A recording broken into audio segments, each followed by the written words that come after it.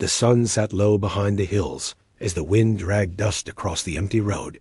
Your boots rested on the edge of a wooden table, next to a half-written report about a failed burglary in Crowshire. Nothing unusual. A pair of boys had broken into the cooper's yard, stolen a barrel of cider, and tripped over themselves trying to roll it home. You had just finished your tea when the door burst open behind you. A man stumbled in, covered in dust and sweat, his eyes wild and darting like a cornered animal. His breath came in short, ragged bursts. For a moment, he could not speak. He leaned forward, hands on his knees, and looked up. "There's something wrong in Grief Hollow," he whispered. You raised an eyebrow. Grief Hollow was a village, no, more than 15 miles out. It had no inns, no post, not even a constable. Just a quiet farming hamlet with 30 or so residents, most of them too old or too young to stir up trouble. "What kind of wrong?" you asked. "They're all dead," he said. "Every last one of them. Dug their own graves. Laid themselves. In." At first, you thought he had gone mad from the heat or drink, but there was a certainty in his voice, a tremble beneath it that made you lean forward. He continued, "I ride through Grief Hollow every few weeks, deliver supplies to the people there. Today I saw graves all over the town, in front of the houses, rows of them, shovels still resting in the earth. I thought it was some plague, but then I saw the bodies. They were lying there, neatly pressed clothes, eyes closed and peaceful, not a mark on them." An hour later, you were riding with him back toward Grief Hollow, the sun already sinking behind a ridge of hills. He offered little else along the way other than whispering. They looked calm, as if they'd gone to sleep by choice, just repeated Thesim lines over and over again, like someone had burned the memory into his skull. By the time you reached the hill overlooking Grief Hollow, night had begun to fall. The trees stood like still shadows, and the air smelled of damp earth. You dismounted quietly, heart tightening in your chest. You could see them from here, rows off graves each, topped with a patch of soil, freshly turned. You walked between them slowly, your boots sinking into soft ground. The wind had quieted, and your steps were the only sound in the village. Then you noticed something strange. At the base of each grave, a small pair of shoes, neatly placed. In every one, a body lay within. Some men, some women, some children, all fully clothed. Their hands were folded across their chests, faces clean, some with a faint smile. Not one bore a sign of struggle. The man beside you shook his head. "I told you. They did it themselves." You crouched near one of the graves. Soil clung to the hems of the woman's dress. Under her fingernails, more dirt. You could smell something faint on her breath. Sweet, metallic, not rot, something chemical. You stood up and moved from grave to grave, repeating the inspection. Every body bore the same clues. Dirt under the nails. Shoes placed nearby. Clean clothes. No bruises, no blood. This was no massacre. No battle. This was something else. Your eyes drifted toward the chapel in the center of the village. The door stood ajar, and candlelight flickered faintly from within. You approached slowly, one hand resting on the handle of your revolver. Inside, the pews were empty. At the altar, a book lay open, pages fluttering in the breeze. You stepped forward and read the first line. "The hour of judgment is here. Blessed are those who return to the soil." On the next page, a list of names, all 34 residents, each one marked with a symbol beside it, a circle and a cross. The man behind you whispered, "What kind of priest writes that?" You turned toward him, your voice low and steady. "Not a priest, a leader." Your eyes scanned the chapel. At the back, a trunk had been kicked open. Papers scattered across the floor, pamphlets, sermons, symbols drawn in charcoal. It was not hard to piece together the beginning of it. Someone had been preaching here, teaching, leading. Someone who believed in a judgment that would not come from above, but from within. You stepped out of the chapel, the night pressing down on the village like a heavy curtain. Whoever they had, followed. He was not here now, but his voice still lingered. In the writings, in the graves, in the eyes of the dead. You turned to the man beside you. "Ride back to Crowshire," you said. "Tell them to send a coroner and a wagon. I'll stay." He looked uneasy. "Stay?" You nodded. "I have a feeling." He's not done yet. And as the wind picked up and rustled through the trees, you looked once more at the neat graves, the silent houses, and the empty sky above. Whatever had happened in Grief Hollow, it had not ended. It had only just begun. The sky turned the color of rust as dawn broke over Grief Hollow. The mist had rolled in during the night and clung to the ground like it was trying to hide the graves, like it was ashamed of what had been done. You stood at the edge of the burial rows, your coat pulled close against the wind. The silence was deep, not the kind that came from absence, but the kind that felt chosen. Even the birds had avoided this place. In your hand, you held one of the pamphlets pulled from the chapel trunk. The paper was soft, thin, and smudged with fingerprints. The message printed on it was clean and unmistakable. Return to the soil. Return and be clean. Blessed are those who plant themselves before the harvest comes. It read like a sermon, but not one from any. Scripture you recognized. At the bottom of the page was a symbol drawn in ink, a circle with 3 downward lines, like roots. The man who rode in with you had left in the night. You had not expected him to stay. His part was done. He had delivered. The warning. Now the rest was yours. You made your way toward the house nearest the chapel. It was the only one with smoke still lingering above the chimney.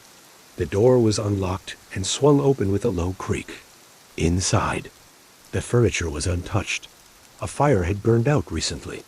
2 cups of tea sat cold on a table. On the wall, a family portrait in charcoal, drawn with care. No one remained. Upstairs, you found another body, a boy, no older than 6, tucked into bed with a toy horse in his hands. No marks, no blood, just the same calm stillness. On the windowsill beside him, an empty cup. You sniffed it carefully. Faint traces of something sweet and bitter at once. Not natural, not something found in an herb cabinet or baker's shelf. You placed the cup back down and stepped outside, your boots echoing in the emptiness. This was no isolated madness. This had been planned, coordinated, taught. You crossed the road to the next house, one of the larger ones in the village. A former barn, converted into a communal hall. The door was bolted from the inside. You forced it open with your shoulder. Inside, more bodies. This time seated in rows of chairs. Their hands were folded in their laps, their heads bowed slightly forward. Each wore a white strip of cloth tied around the forehead, covering their eyes. They had died here, together, waiting for something. At the front of the room, a wooden board displayed symbols drawn in white chalk, the circle and roots, repeated again and again, and beneath them was a name. Elijah. You said it aloud, testing it on your tongue. The name meant nothing to you. Not yet. But whoever Elijah was, he had not just visited this place. You stepped outside again and headed to the last home on the western edge of the village. It was smaller than the others, built with rough wood and patched with stone. Something about it felt newer.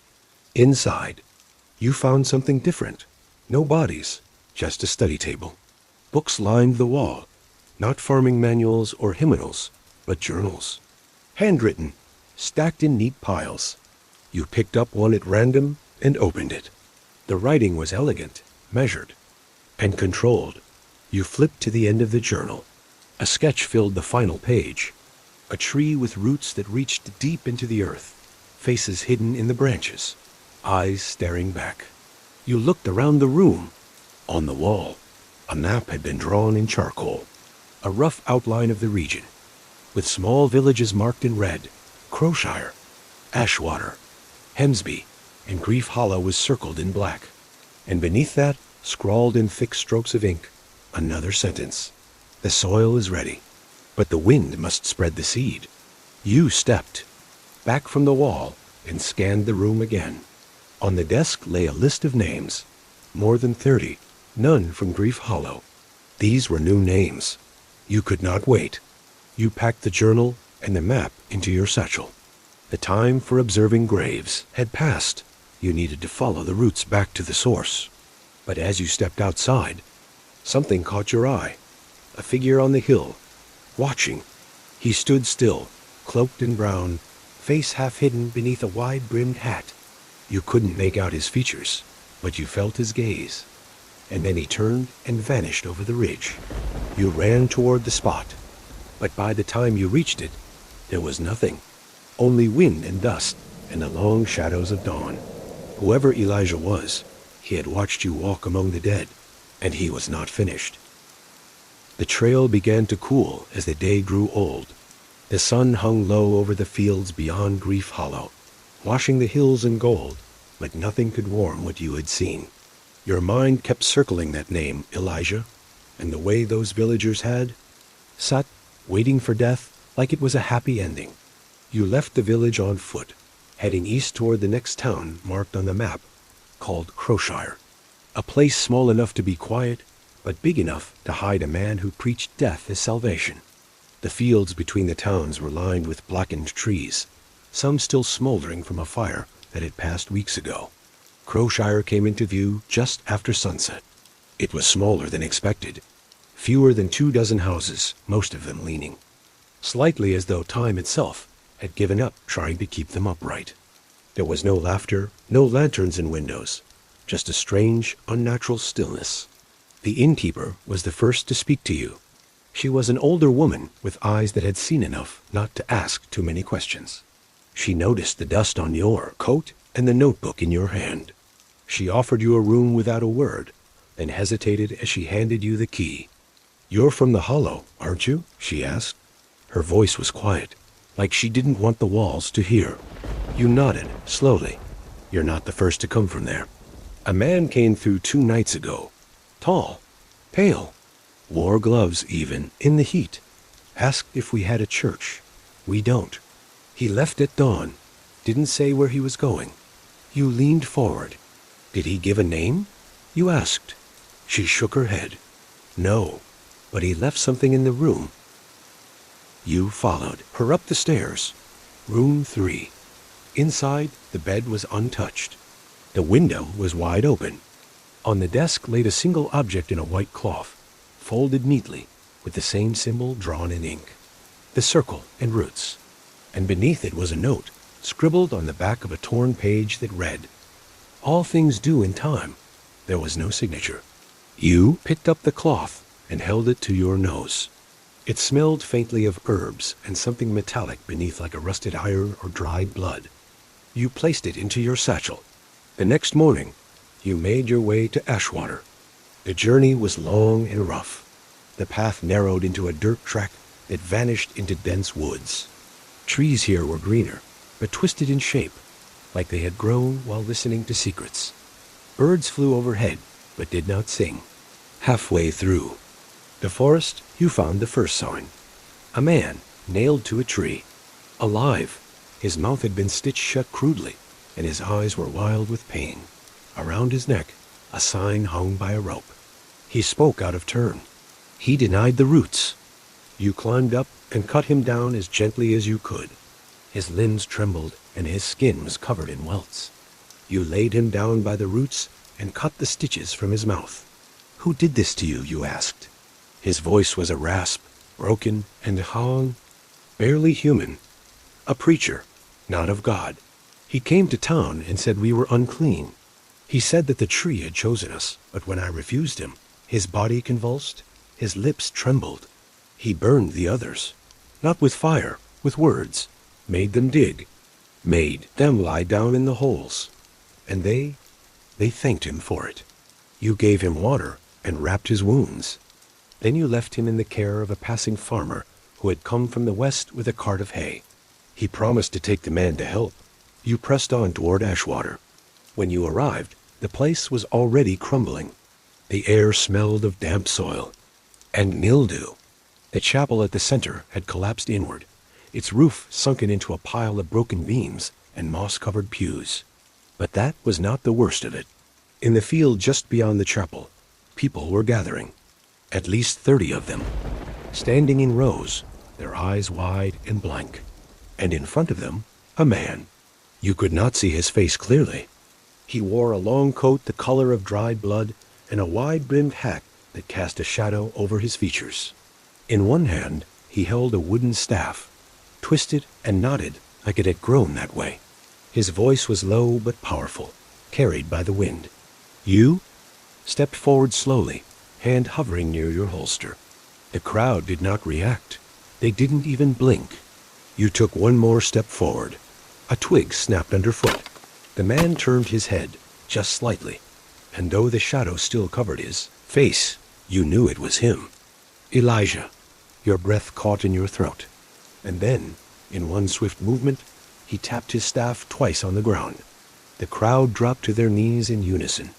By the time you pushed through the field, Elijah was gone, vanished into the woods behind. The chapel. All that remained was his voice, carried on the wind like a chant. The roots are deep. The roots are waiting.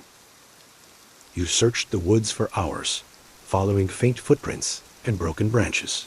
But Elijah had vanished like mist into the trees. Not a soul in Ashwater had seen which way he went. By the time you returned to the chapel ruins, night had fallen. Hard, and the wind had picked up. The villagers who had dropped to their knees were still there unmoved, eyes open, staring at nothing. You waved a hand before one woman's face. She blinked, but said nothing. When you touched her shoulder, she flinched, then returned to silence. It was as if they were trapped in a dream. You took shelter in the chapel ruins, watching them through a crack in the wall. An hour passed. Then, too, at midnight, something shifted.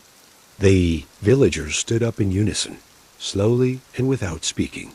They turned west, toward the open field, and began to walk, not frantic but calm, as if following a path only they could see. You followed from a distance, careful not to step on leaves or brush. They walked for nearly a mile through trees and over shallow hills until they reached a clearing. In the center stood a massive tree, its bark black as pitch, twisted and bloated, like something that had swallowed too much of the earth. The roots spilt across the ground in thick ropes, some nearly as wide as your arm. The villagers formed a circle around it. Then they began to dig. Each one dropped to their knees and used their bare hands to claw at the soil. No words were spoken, just the sound of dirt being moved. You approached the closest one, a man in his 30s with dried blood on his fingernails and a blank expression. "Why are you digging?" you asked. He looked at you, but it was like his eyes saw through you. "For the return," he whispered. "For what waits?" He returned to digging. One woman began to hum, a low, tuneless murmur that sent chills through your chest. And then you saw it. Beneath the roots of the tree, something moved.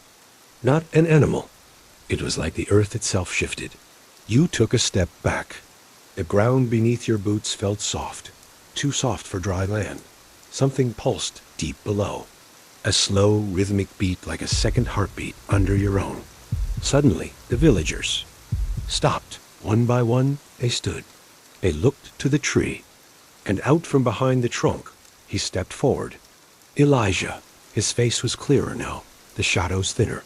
He was deathly pale, but his eyes burned with something sharp and focused. His lips moved as he looked around the circle.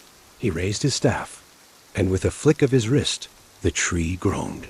Its bark split open in several places, revealing hollow cavities inside, like coffins carved into the wood. The villagers moved toward them, one by one. You couldn't let this continue. You drew your revolver and shouted, "Elijah!" He turned, no fear in his eyes, just something cold. "This is not your story, detective," he said. "This land has waited too, long to be remembered. You fight the wind with fists, roots with fire, but the ground always wins." You fired. The shot rang out and struck his shoulder. He staggered, but did not fall. He didn't bleed. Instead, the wound closed slowly, like wax melting over a candle. He turned and disappeared behind the tree. By the time you reached it, he was gone again. But what he left behind was worse. 7 villagers had already sealed themselves into the tree's hollows. The wood had closed around them like mouths. You burned the tree. You lit your lantern, doused the roots in oil, and set it alight. The flames caught slowly, struggling against the damp, but then they rose high, a column of fire stretching into the night. You heard screams not from the villagers, but from the tree itself. A deep, groaning wail, as if something ancient had been disturbed too soon. The remaining villagers scattered, dazed and freed. They had no memory of what happened. You led them back to Ashwater in silence. No one spoke during the walk. No one cried. No one asked questions. Back in the ruined chapel, you made your notes. Elijah is no longer converting towns, but he is burying them. One by one, you stared at the map. There were only 3 towns left to the north. One of them was already crossed out in red. You did not mark which, but you knew where he would go next. The morning after the fire, Ashwater was quiet. No birds, no dogs barking, just the wind and the slow shuffle of confused footsteps. The villagers were awake, but something inside them had changed. They no longer stared blankly into space, nor did they speak in riddles. Instead, they moved like people waking from a long, painful sleep, eyes heavy, hands unsure. You spent the first hours checking them one by one. No physical harm, no memory of the tree or the graves. When you asked them where they had been the night before, most simply said, at home. A few said, in prayer. One young boy whispered, I was floating, and couldn't remember why. You left Ashwater before noon and rode north. The air grew colder, the land more sparse, the forests thinner. The next town on the map was called Marrow Glen. It was not listed on most charts and had no known inns or schools. Just a dozen buildings and a church. You arrived at dusk and found the place exactly as you feared. Graves, fresh ones, dozens, each one neat, uniform, each with a name etched into the wooden marker, the dates all the same. Every grave had been dug within the last 3 days.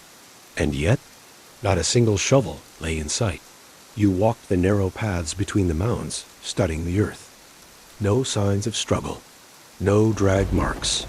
The dirt on some markers still damp, as if the person buried had laid it there with their own hands. You opened one grave, slowly, carefully. The man inside was lying on his back, arms folded, shoes neatly removed and placed by his side. Face calm. He had not been murdered. He had not died in panic. His fingernails were clean. The man had buried himself. You checked 5 more, each the same. You stood in the middle of the town, staring at the sea of mounds around you. Then a sound caught your ear. Not a voice, not an animal. A bell, faint, distant, and rhythmic.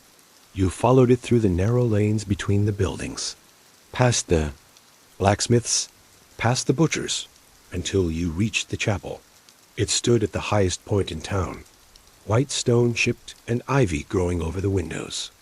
Inside, you found them, 20 villagers, alive, sitting in pews with hands clasped and eyes closed, each one humming in perfect unison. You stepped inside, and the sound stopped. All 20 opened their eyes at once. They looked at you without fear, without anger, just quiet certainty. A man in the front row stood. He was older, with thin white hair and sun-dried skin. His eyes were pale and his voice soft. You are too late, he said. The shepherd has already passed through. We saw his face, heard the promise. You asked him where the shepherd went. He walks ahead to those still in doubt. He will show them the peace we found. You asked why they weren't in graves. We are the choir. We stay to sing, to remind the air. Then he smiled, and you saw something strange. A thin line across his throat, faint but healed. You leaned closer, surgical precision. You checked others.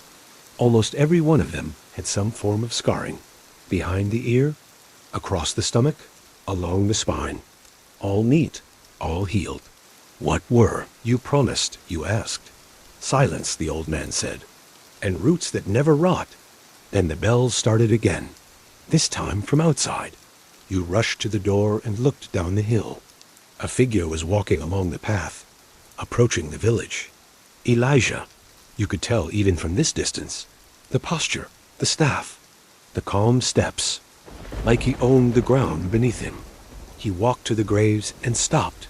Then he kneeled beside one.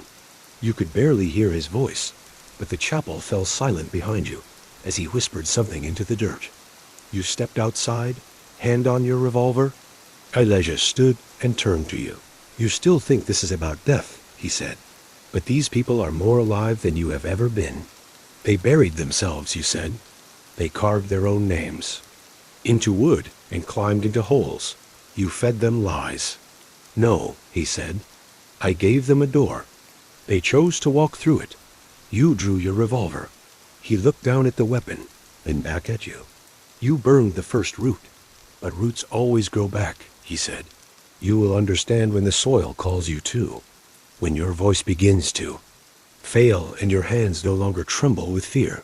Then he turned and walked toward the forest. You aimed, but something in you paused. He vanished into the mist. You looked back at the graves, at the chapel behind you, at the living choir with scars, and empty eyes. You had seen death in all its shapes, but never one this peaceful, and that made it worse.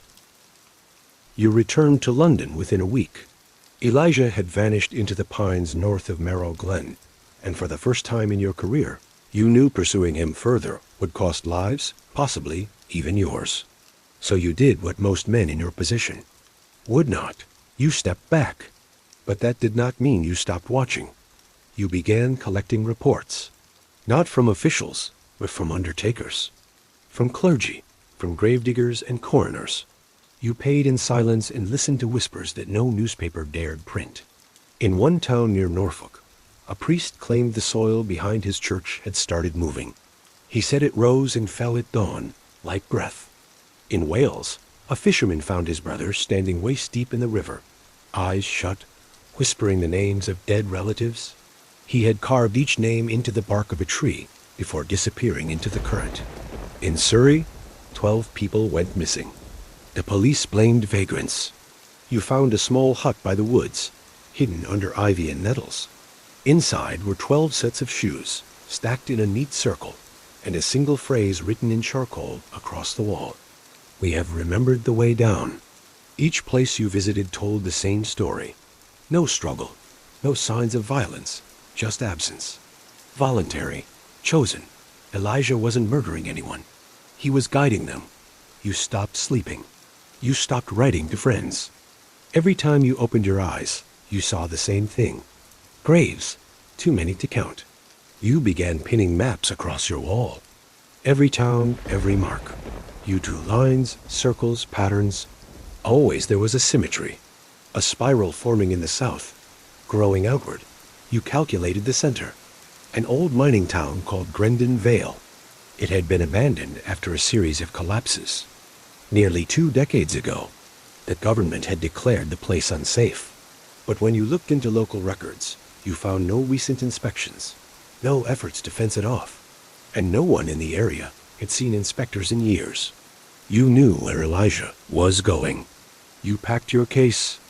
On the train ride south, you read from the black book you had taken from his cabin in Ashwater. Not the one with the carved symbol on the front, but the smaller one with handwritten entries. Journal-like. Most of the pages were filled with notes about roots, patterns, decay, and something he called the path of hollow earth. You read one passage twice. There are no true graves, only doors. And when we are ready, we go below not to rest, but to listen. You arrived at Grendon Vale just after sunset.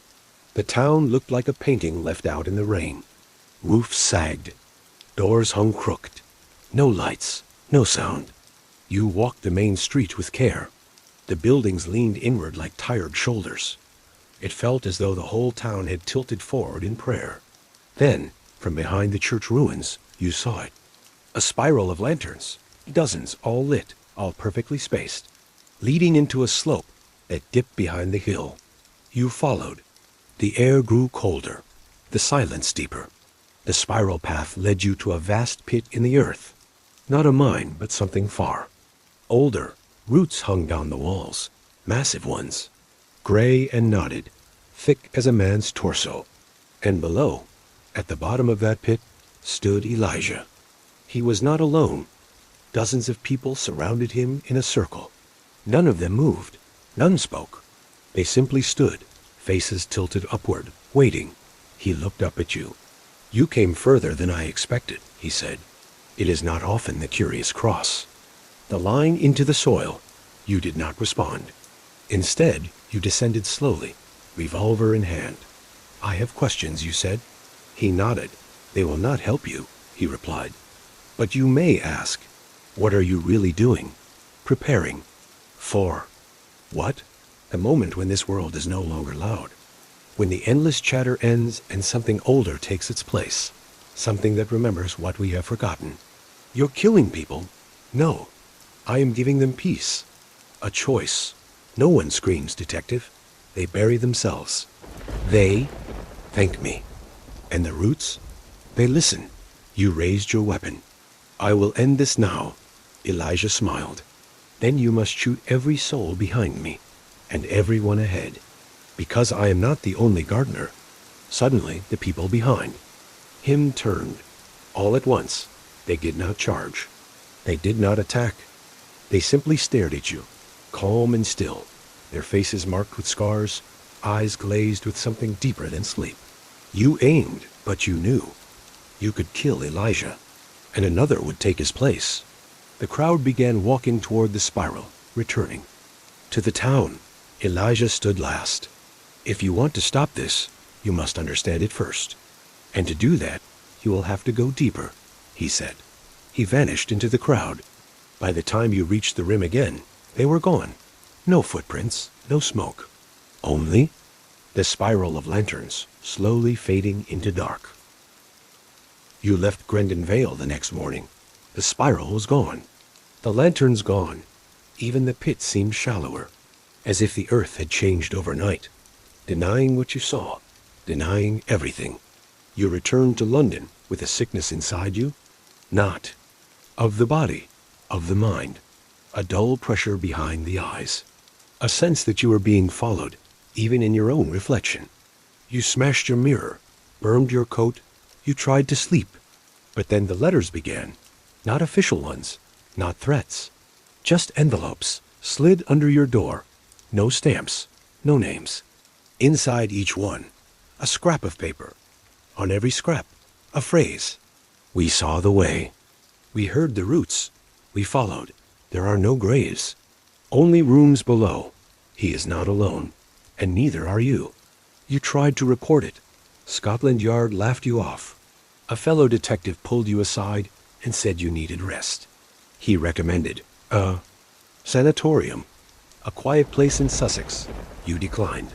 You still had your notes, still had the maps. You returned to them. That spiral you had traced, the one spreading outward, it wasn't ending at Grendon Vale. It was moving, growing. The spiral now stretched past towns and into cities. The pattern now touched the outer boroughs of London. Bethnal Green, Walthamstow, Brixton. In each area, you checked the local death records, but there were no spikes, no mass graves, no disappearances filed. What you found instead chilled you more. Silence, less movement, less noise. Families that stayed inside longer. Churches with half their usual congregations. Children who no longer played in the streets. You visited these places. In Brixton, an entire street of row houses had gone quiet. Windows curtained. Chimneys dark. One neighbor told you no one had come in or out of number 31 in over 3 weeks. When you entered, you found plates on the table. Food uneaten. Dust thick. All the beds were made. And in the basement, you found something worse. A patch of soil. It hadn't been dug up. It had grown. Right through the floor. Like the earth had pushed upward, replacing the stone. At the center of it, a small clay lantern. Cold, you didn't sleep that night. And when you stepped out into the street the next morning, you saw him. Elijah, across the road. He did not speak. He simply placed a finger to his lips, then turned and vanished behind a carriage. You gave chase. You darted through alleys, over fences, past startled workers and milkmen. Every turn you took, he was one step ahead, always visible, always out of reach. And when you finally reached the Thames, you saw him standing on the edge of the dock. He didn't run this time. He stood still, arms at his sides. You followed, he said. You raised your revolver. Stop moving, he smiled. I don't need to run, detective. I'm already everywhere. What are you doing in London? I told you. Preparing. You won't get far. I already have. Have you not noticed the silence? Have you not heard how the world holds its breath? He took a step forward. You fired. The bullet struck his shoulder. He staggered, but did not fall. He looked down at the blood, then laughed, not from pain, but from delight. You still think I'm the gardener, but I was only the first seed. He said. Then he leapt into the river. You rushed to the edge, heart pounding, eyes searching the dark water. He never surfaced. No body was found. No splash heard after that. Only the steady churn of the river. You returned to your flat, locked every window, burned his book, but it was too late. That night, as you sat in your chair, trying to write your report, you heard something outside. A knock. Soft. You opened it, though. Door. No one there, but on the floor was another envelope. You picked it up, hands shaking. Inside, only one phrase. You cannot stop the soil. You did not sleep. You sat by the window, revolver on your lap, watching the street below, watching the fog roll in from the river, watching shadows shift behind windows. The city was changing. You could feel it. London was not quiet. It was waiting. By morning, you made a decision. You had to understand who Elijah truly was. You returned to the archives, this time not looking for criminal records, but birth registries, family trees, land deeds. It took you 3 days, but you found him, Elijah Thorne, born 1864, in a small village no longer marked on the modern maps, Ash Hollow, located deep in the northern moors, a mining town, abandoned after a collapse swallowed half the population. But Elijah had survived. He was 6 years old at the time. No school records after that. No census appearances. Only re-emerging at age 29, founding a rural commune in northern Hampshire called the Garden Fold. You found references in police reports. Nothing direct. Just mentions of gatherings, chanting, strange disappearances of livestock. Number. One ever pressed charges. No one ever saw inside. You asked around. An older inspector remembered a raid conducted in 1893. He said they found nothing but dirt, every floor torn up, soil inside the cupboards, in the bathtubs, beneath the beds. And at the center of it all, a single man standing, arms raised, chanting in a tongue no one could understand. That man was Elijah. They brought him in. He did not resist. And before morning, he had convinced every constable at the station that he was harmless. The inspector told you, by sunrise, we were calling him prophet. You asked what happened to Elijah afterward. Man went quiet, then whispered, he thanked us, and walked right out. You traveled to Ash Hollow. It took you 2 days on horseback, and half a day searching through fog before you found the remnants of the village. It was ruins now, but as you stepped over the crumbled stones, you saw something in the center of the collapsed church. A spiral, etched in the stone floor, stained darker than the rest. You stood there, and for a moment, your vision blurred. Not from exhaustion, from sound, low, vibrating, like earth humming through your feet. You stepped back. You noticed animal bones. Around the spiral, arranged carefully, almost prayerfully. Then you found the book, buried beneath a fallen beam, wrapped in old cloth. You opened it. It was written in Elijah's hand. A journal, but it was not just a record. It was scripture. He called it the Testament of the Root. The pages were full of drawings, diagrams of spirals, soil maps, human anatomy twisted with tree roots. One passage read, "The body is only borrowed. The earth is the keeper. We do not bury the dead. We return them." Another said, "When judgment. Commies, we will not hide. We will lie down and be taken." You turn to the final pages. They come to me now, even in the cities. They seek silence. They seek the fold. I do not go to them. I wait, and they kneel. They dig. They understand. Soon I will not need to speak. The soil will whisper for me. You left Ash Hollow Inn. Silence. By the time you reached London again, night had fallen. But something had changed. The streets were not empty anymore. They were full, not of people, of watchers. You saw them standing on corners, leaning against lampposts, dressed in ordinary coats, eyes blank, motionless. They were not speaking, not walking, just watching. You passed one. He turned his head slowly and whispered, "You are not the route." Then he smiled. You did not go home that night. You went straight to Scotland Yard. You demanded to speak to the commissioner. You laid everything out. The book, the spiral, Elijah. He listened, then said, "You need rest, detective." That word again, rest, as if that was the cure. You left in disgust. You realized then you were alone. In this, you walked the streets for hours. And then beneath the gaslight at Hyde Park's edge, you saw him again. Elijah, not hiding this time. He stood facing you, calm, clean, in a black coat, his collar turned down. No lantern, no followers, just him. "I wondered when you would return," he said. "I know who you are," you replied. He smiled. "Do you? You're not a prophet. You're a manipulator, a parasite. I never claimed to be anything else. You poisoned those people. I gave them clarity. They drank on their own. They died. They returned." He stepped closer. "Do you still dream, detective?"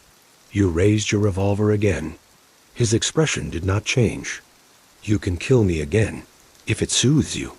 But the soil has already spoken. The roots are spreading. You are not chasing a man. You are chasing the world becoming something new." You gritted your teeth. "I'll stop you." He stepped forward. Again, nose almost touching yours. Then start digging. You fired. This time, he dropped. No leap, no vanishing act. He hit the pavement, breath rattling, blood pooling beneath him. You ran to him. His eyes met yours, and he smiled. Then he said, "One last thing. The seed is not where it begins. It is where it ends." You had never killed a man before. Not like that. Not with intention. Not knowing his name, his past, his crimes. Not with a bullet that you knew would silence something far more ancient than him. But Elijah was dead. His body was taken to the morgue. Under heavy guard. You made sure of that. Triple-locked doors. Gaslights burning through the night. No visitors, no clerics, no final rites, just silence. And yet the city did not breathe easier. It worsened. The following morning, 23 graves were dug in Holloway alone. No names on the stones, just holes in soil. You visited the inspector, general, to share your findings again, but he wasn't there. In his place sat another man, pale, calm, smiling too easily. He said, "The inspector has taken leave. I'm acting in his stead." You asked why. He leaned forward, folded his hands, and said, "Sometimes it's best to let the dust settle." You said nothing. You walked out. On your way down the marble steps of Scotland Yard, a boy handed you a folded note. He didn't speak, just ran. You opened it. It read, "They buried Elijah." But he was already planted. There was no name, just a drawing of the spiral. You burned the note, but the image stayed in your mind. You returned to the morgue that evening. The building was cold. The attendant, Mr. Horace, was missing. You found his coat and satchel tossed on the ground beside the slab. The drawer that once held Elijah's body? Empty. No signs of forced entry. No broken locks. No scratches on the floor. You opened the other drawers. You found Horace, not mutilated, not bloodied. But buried, inside the cold drawer, someone had packed in soil. Horace lay in it, peaceful, mouth full of dirt. You stumbled back, called for help. No one came. You turned and walked out. As you stepped into the street, you saw them again. The watchers, but they weren't watching anymore. They were kneeling, dozens of them, on the cobbled streets, on doorsteps, beneath gaslights. All kneeling, heads bowed, hands resting on their thighs. Some of them wept. You shouted at one of them, grabbed him by the coat. "Tell me what you're doing," you demanded. He looked up at you, eyes glossy. "We are returning," he whispered. "To what?" you asked. "To the fold." Then he closed his eyes. You left him and ran. You reached your apartment, locked the doors, doused the lanterns, and you waited, but sleep didn't come. Instead, a sound reached your ears. It was not footsteps, not wind. It was digging. You rushed to the window. Below, in the alley, 2 men were digging. Bare hands, no shovels, no words. Just digging into stone, peeling up bricks, and clawing at the dirt beneath. You ran downstairs, burst through the door. "Stop," you shouted. They didn't look up. You fired your revolver into the air. Still, they dug. One of them finally spoke. "He said this is where she sleeps," he whispered. You stepped closer. "Who?" "The gardener." The man looked at you, blood on his fingers, dirt packed beneath his nails. "She was first. She taught him." Your stomach turned. This was not about Elijah. He was just the voice. The real root was someone else. You returned to your study, pulled out the journal you had taken from Ash Hollow. You flipped back through the pages, past the spirals, past the scripture, and then you saw it. A name scribbled. In the margins, not in Elijah's hand, Leela of the Black Soil. A date beside it, 1846. You cross-referenced the year. Found a report of a woman arrested in northern Scotland, charged with desecrating graves, feeding strange roots with corpses. No trial, no execution. Just a note, sent to St. Augustine Asylum, York. You packed your coat, your revolver, and Elijah's journal. You booked a train for York at dawn. You knew what waited for you there. Not another disciple, not another follower, but the beginning, the one who taught Elijah, the one who was never buried, the gardener. As the train pulled away from London, you looked back. The skyline was dark, but not from night, from fog, thick, rolling, swallowing spires and chimneys. And beneath it all, you saw graves, hundreds of them, dug across the rooftops, in gardens, in alleyways. The city was lying down. The train reached York at sunrise. Mist clung to the countryside like wet gauze, and as you stepped onto the empty platform, a silence fell around you that was heavier than fog. It wasn't just a town waking late, it was a town watching. You could feel it. You hired a carriage without speaking, handed the driver the address of St. Augustine Asylum, and watched as the world thinned out around you. The trees became gnarled silhouettes. The roads turned to stone, and then to dirt. The asylum rose slowly from the morning mist gray, sprawling, its windows empty of light. The gates were already open. The driver refused to enter. He wouldn't take your coin, just turned his eyes to the floor and muttered, "They never buried her right." You stepped through the gate and into silence. The building was still intact, but long abandoned. Ivy had crept through the cracks. Roots split the stone. The air smelled of mildew and dust, but beneath it all, something else, wet earth. You made your way through the crumbling corridors, following signs scorched with time. Ward B, Infirmary, Women's Isolation. Finally, you found it. Cell 3D, Layla of the Black Soil. The door was ajar. Inside, the walls were covered in carving spirals. Hundreds of them, deep and ragged, gouged by nails, not tools. And in the corner of the room, the floor had collapsed. Not from age, from digging. You stepped to the edge of the pit. A draft of cold air brushed your face. The hole descended into blackness. You lowered yourself in. The air grew colder with each rung of the rusted ladder, and soon you were beneath the foundations, standing in a tunnel carved by no mason. The walls were pulsing with roots thin, twitching, alive. Your lantern flickered, then steadied. Ahead, you saw light, a soft, amber glow, as though from lanterns. But there were no flames, just mushrooms tall, glowing, stretching high up the cavern walls like stalks of bone. And in the center of the hollow, kneeling by a pool of thick, black water, was a figure. Her back was to you, hair long, tangled with moss, skin the color of soil. You raised your revolver. "Lila," you said. She didn't move. You stepped closer. You taught him, didn't you? "Elijah?" You planted the words in him. You gave him the spiral. She finally turned. Her face was young, too young, yet her eyes were ancient like bark that had grown over centuries. "I only watered what was already there," she said. You tightened your grip. "Why the graves? Why the murders? What are you trying to grow?" She smiled. "Not grow," she said. "Restore." "To what?" you asked. "To the time before walls, before man fenced in the earth and silenced the roots. We are not builders. We were always meant to be buried." You stepped closer. "What did you do to Elijah?" "I showed him the truth, that death is not the end. It is the beginning of the binding." She stood now. Around her, dozens of others began to emerge from the darkness. Men, women, children, all dressed in dirt, eyes glassy. Kneeling as they came, they were the watchers, the mourners, the diggers. You raised the revolver again. "End it," you said. "Now, or I will."